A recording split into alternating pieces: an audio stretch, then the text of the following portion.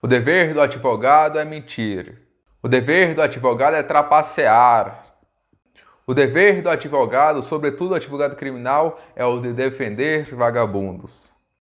Tenho certeza que você já ouviu essas afirmações em algum lugar, ou você mesmo já realizou essas afirmações. Mas você sabe qual é o dever do advogado?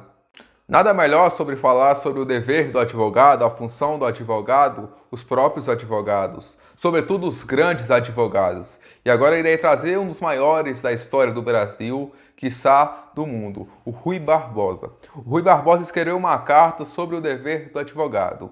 Vou apenas contextualizar.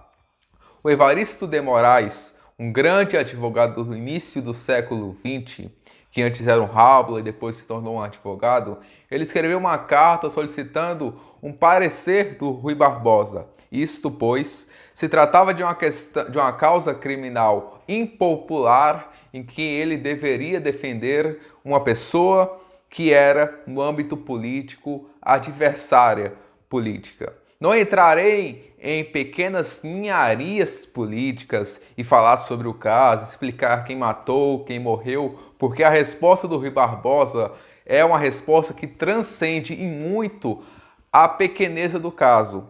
É uma resposta que entra na esfera do universal. Rui Barbosa, quando foi questionado e quando respondeu, não deu uma resposta falando sobre aquele caso especificamente, mas sobre toda a essência da profissão da advocacia perante os séculos e perante a sua importância universal.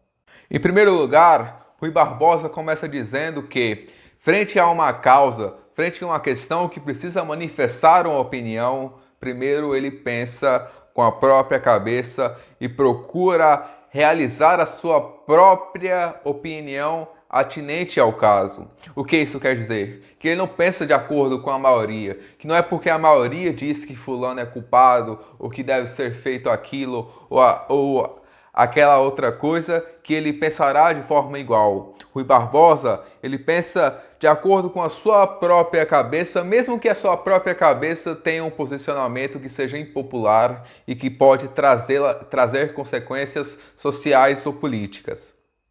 E depois começa falando sobre o próprio dever do advogado, especificamente sobre o dever do advogado. E nada melhor para explicar qual é o dever do advogado do que o próprio Rui Barbosa. Irei ler um trecho aqui para vocês.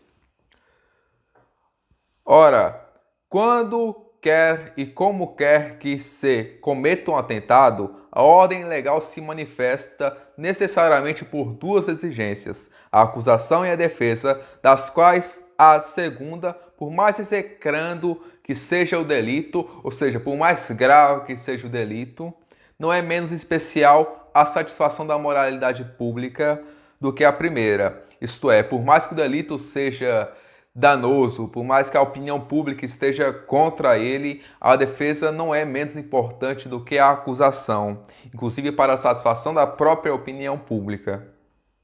A defesa não quer o panegírico da culpa ou do culpado. Sua função consiste em ser, ao lado do acusado, inocente ou criminoso, a voz dos seus direitos legais. E aqui o Rui Barbosa praticamente escreve uma exaltação em relação ao império da lei, o rule of law, que tanto ele defendeu durante a sua vida. Porque a lei, ela serve não apenas para beneficiar o inocente, o cidadão de bem, mas também serve para estar ao lado dos criminosos, daqueles que cometeram crimes. Diria até que ela serve mais para estes, para que o Estado não use de sua força de forma indiscriminada, para que ele não consiga realizar qualquer coisa, para que ele não haja de forma arbitrária. Então, para isto, há o império da lei. Há a lei que diz que a lei será igual, independente para mim, ou independente para você, ou independente para o João, que é um borracheiro, ou independente para o Cássio, que é um governador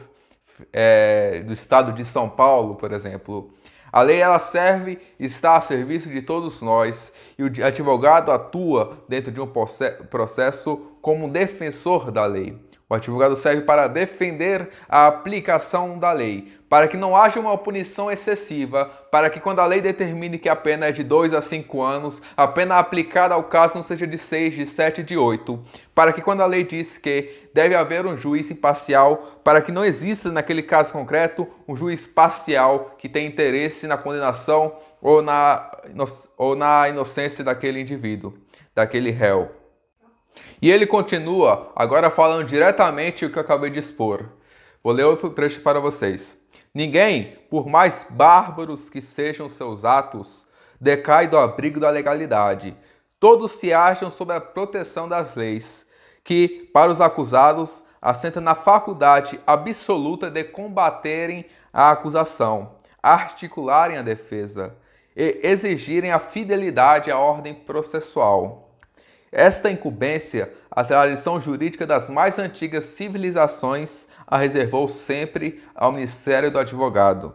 A este, pois, releva honrá-lo, não só arrebatando a perseguição aos inocentes, mas reivindicando no julgamento dos criminosos a lealdade, as garantias legais, a equidade, a imparcialidade, a humanidade. Então, mesmo perante uma pessoa culpada, que o advogado tem certeza da culpa daquele indivíduo, que não ocorre sempre, em muitos casos o advogado não tem conhecimento que aquele indivíduo é realmente culpado. Às vezes as séries, os filmes colocam lá aquele indivíduo chegando e confessando todos os pecados, todos os crimes para os advogados, coisa que não é real. Em muitos casos o cliente mente para o próprio advogado, mas mesmo tendo certeza de que aquele indivíduo realmente praticou o crime e que é culpado e que deve ser condenado, o advogado atua, sim, respeitando as regras processuais. Porque, mesmo que aquele indivíduo seja culpado, ele tem que ser julgado de acordo com as leis, não de acordo com a consciência de um indivíduo, não de acordo com a teoria subjetiva que um magistrado tem em relação à justiça, por achar que aquele indivíduo deve ter uma pena maior ou inferior, ou deve ser desproporcional. Enfim, a lei atua na proteção de todos os indivíduos, quer seja o indivíduo inocente, quer seja o indivíduo culpado, e, sendo culpado, na observância do devido processo legal, atuando, sim, não como um defensor daquele bandido especificamente, mas como um defensor da lei, como um defensor da ordem jurídica, como um defensor do ordenamento jurídico, enfim, como um defensor do Estado democrático de direito. Então, pessoal, para mais vídeos como este, se inscrevam no canal, coloquem nos comentários sugestões de próximos vídeos e sigam-me no Instagram. Valeu!